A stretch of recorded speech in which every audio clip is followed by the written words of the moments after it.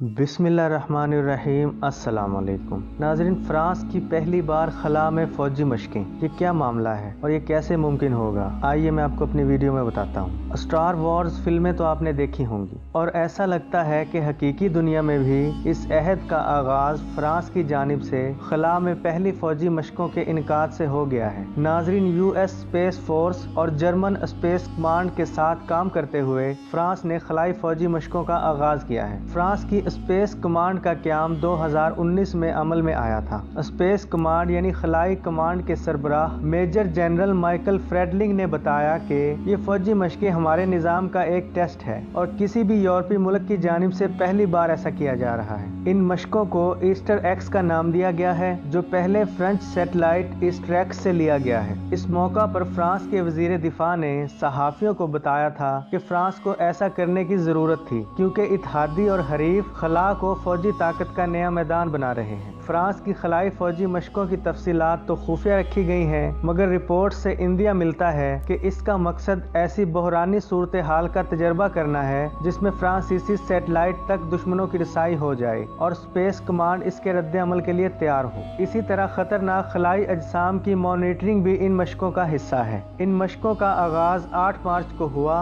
और ये 12 मार्च तक जारी रहेंगी। अगरचे ये तो वाज़े नहीं, मगर ख्याल किया जा सकता है कि फौजी मशक के लिए हकीकी फौजियों को खला में नहीं भेजा गया होगा और वो वहाँ स्पेस राइफलें थामे तैरते नजर आ रहे होंगे। ये साइंस फिक्शन ख्याल तो हो सकता है, मगर खला में ऐसा मुमकिन नहीं।